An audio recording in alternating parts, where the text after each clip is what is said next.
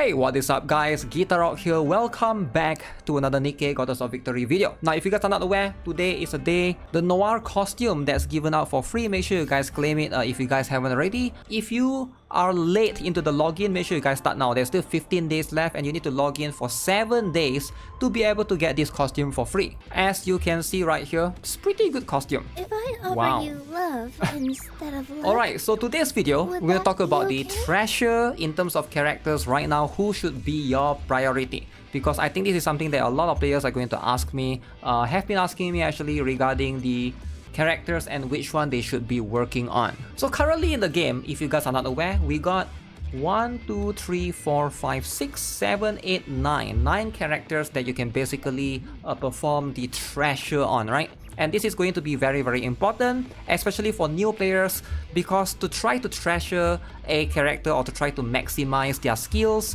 are going to be very expensive. Alright, if you guys are not aware yet, how do you do it actually is, some of these characters, they have these special abilities unlocked. So first things first, you will need to upgrade the doll to level 15. Alright, let me give you guys an example, right? So I'm going to use my Diesel as an example because I haven't treasured her yet.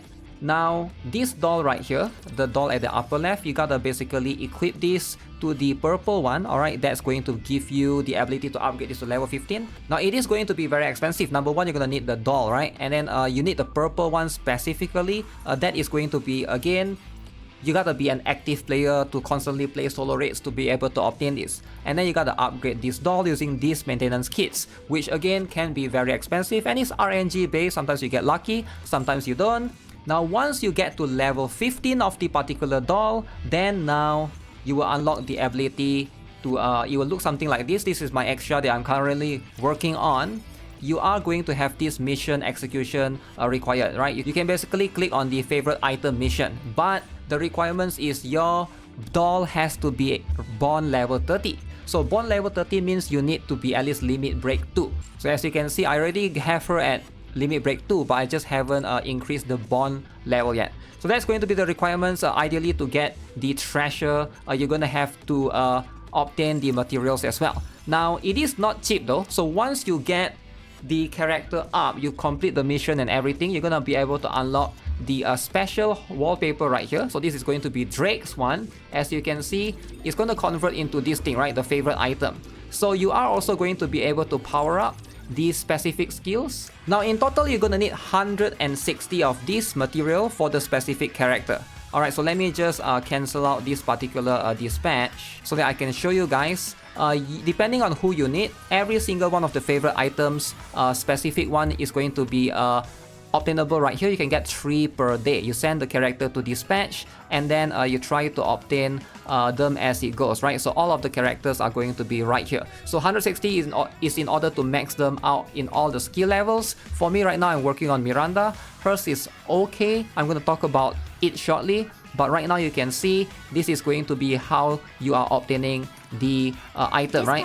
So you are going to also be able to obtain some extra one elsewhere from like special missions, special quests. Sometimes login menu give you as well. And also right now there's this road to villain for this particular Drake quest that do give you a little bit as well. So make sure you guys are doing this. I believe there are somewhere along the lines that they do give you some of the favorite item mats as well.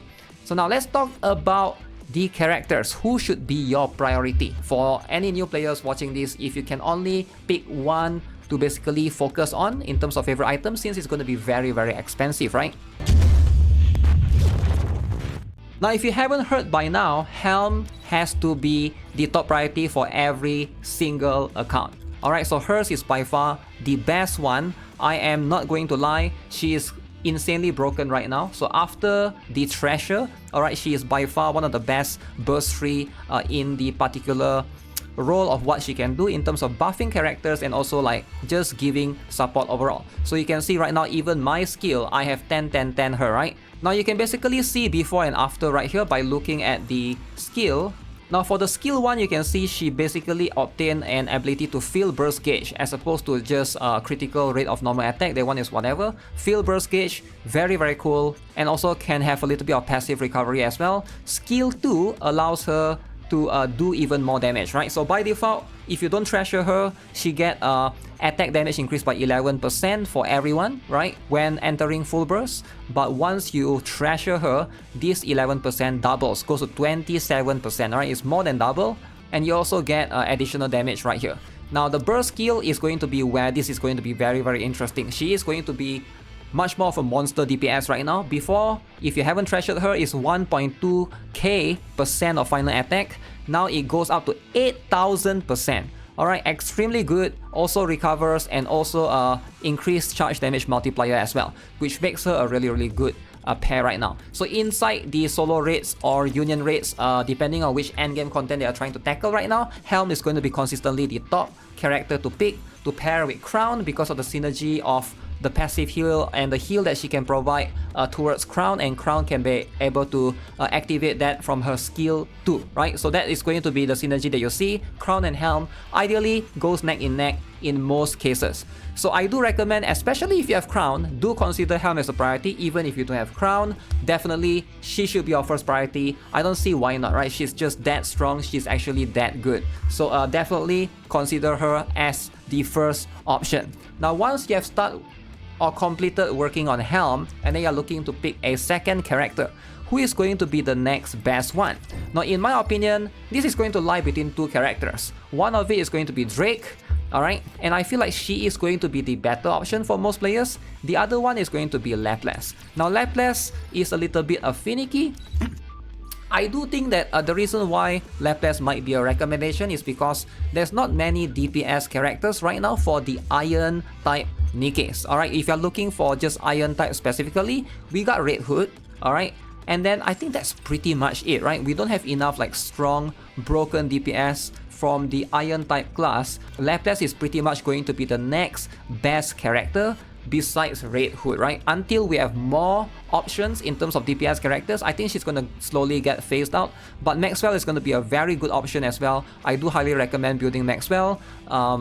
The other character perhaps is going to be Bunny Soda, but she belongs in the shotgun team. So you can see the only reason why Laplace could be an option is because there's not enough DPS or Pilgrims in the Iron slot, except for Red Hood herself, right? If you need more than one DPS, that's pretty much it. If you got Red Hood, you can, you know, still get Laplace for the solo raids or union raid for multiple teams, but you know, it's going to be much more finicky. So with that, let's talk about Drake. In my opinion, I think Drake should be the priority. Alright, second priority, I think comes slowly behind Helm. Now Drake is going to lie in her strength of boosting the shotgun team as a whole, right? And I do think that she's a very budget-friendly character. So what you need is just the skill one. So this is going to be the skill one right here.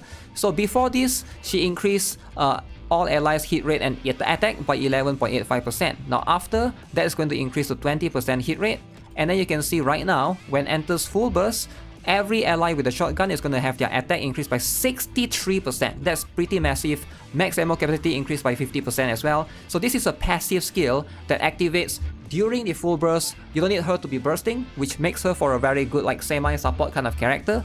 And just overall to give you a little bit of boost, you know, in your shotgun team as a whole. Shotgun team is being used consistently at the 5th team for most raids, so I do think that this is going to be a very, very good one. So yeah, I don't see why you wouldn't want to get this. Now, for phase 2, this one is not that impressive, right? It's just going to make her do a little bit more damage. Phase 3 is going to improve her damage from 1002 to 3000%, and she's now going to increase her own attack damage if she were to be the one to burst. But if you're not using her as a burst, she's just there, then that's fine, right? Ideally, I would say get her up at least to phase 1 if you're looking to save a little bit of skill mats. But I do think that Drake is a very, very solid second choice. Highly, highly prioritized. Recommend her after Helm, right? These two I would say pretty much a must-have.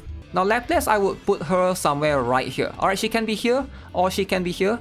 She should be your second choice or third choice in this case after Drake, but I wouldn't prioritize her because I feel like she's not that impressive anymore compared to a lot of other characters. Now you might be thinking that, oh, but you still need Laplace if you're trying to tackle a boss that's weak against Iron type, right?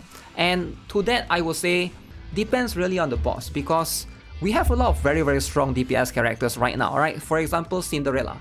Even though Cinderella is an electric type, if the boss is just a single target that doesn't summon any like additional minions, Cinderella can literally, it doesn't matter how strong your Laplace is, I bet you if the Cinderella is well built, she will definitely do way more than a Laplace could, right?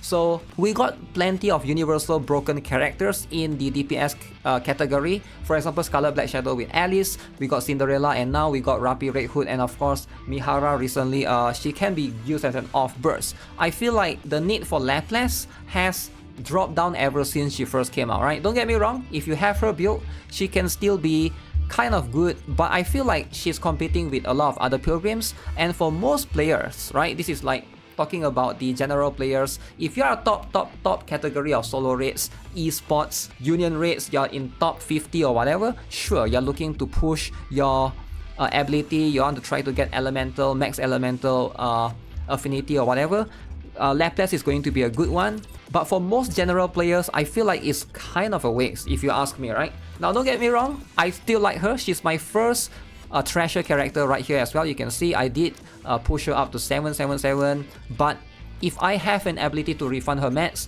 I probably would. I feel like she has fallen off a little bit ever since we got plenty of other characters that were introduced this year, right? So that is going to continue to be the case moving forward as well. So instead of Laplace, I feel like a lot of players should probably look into focusing on something like Exia. Now let's talk a little bit more about Exia then. So why Exia specifically? So Exia is a burst 1 supporter, alright, she is going to be a little bit different, and in my opinion, instead of Laplace, I would probably prioritize getting Exia as the priority, because we got a lot of strong electric characters in the game. So that means Exia is gonna shine in some sort of way. So she is going to be a burst 1.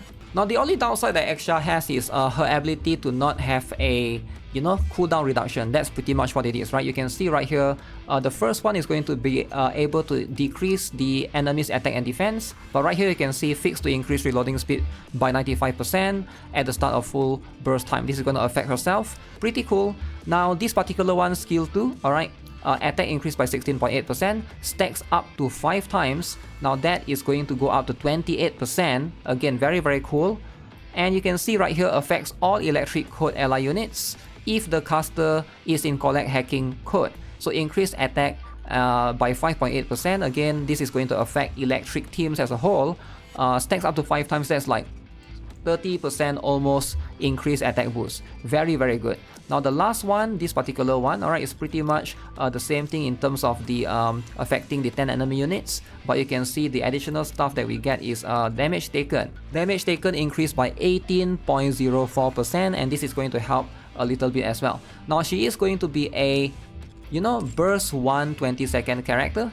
Unfortunately, she doesn't have CDR, so I think in most cases, she's not going to be your main team in terms of like, she's not going to be in your main character's team, right? So in most cases, you're probably going to have a Little Mermaid or Siren as your main team, and then Little second, and then maybe she's going to be in a third team or fourth team depending on how you're planning to run it. But I feel like in most cases for solo raids or union raids, she probably has a little bit extra viability over Laplace. I would say they both go neck and neck depending on who you have and which type of raids you're trying to tackle. Now, next up we got Viper, we got Milk, we got Diesel, we got Freema, we got Miranda, right? Now, I'm gonna be real, out of all of these, the one that probably can still see some usage probably is going to be Viper. I have her up at Treasure. I feel like she is useful in a water raid scenario.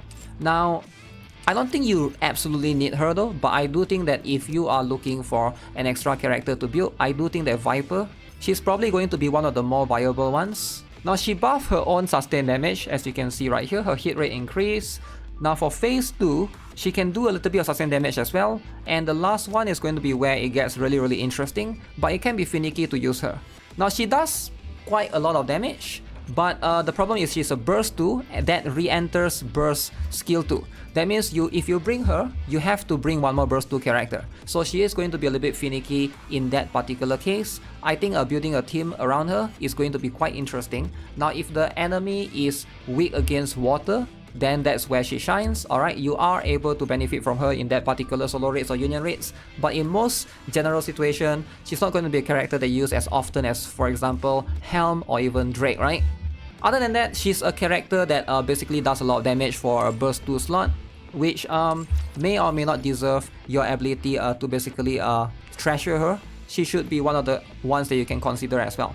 Now let's talk about the rest of this, right? Diesel, Freema, Milk, Miranda. Alright, so again, sadly, none of these characters are insanely viable. Now, most of them are going to be quite niche. Let's first talk about Diesel.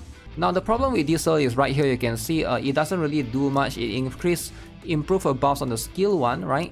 And the skill 2, she has the ability to boost pierce damage. Not too bad, right? At 30%, right? And last but not least, on the burst skill, instead of taunting for 5 seconds, now she has the ability to taunt for 10 seconds. So unless you are looking for that particular trait to be able to taunt an enemy, so in most cases you are just not going to use her generally, right? So she's just there.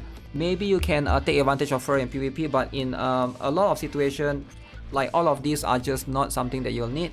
Burst 2, we have plenty of character that gives better buffs generally, right? So in my opinion, it's a little bit of a waste for her. Now Miranda is also going to be an odd one. You can see she is going to be able to improve her own attack by 50%. That's very, very interesting when you get her treasure. She has the ability right here to increase 1 unit's critical rate with the highest final attack. And last but not least, affects 2 ally units with the highest final attack to increase their attack and critical damage. Which is, again, not too bad.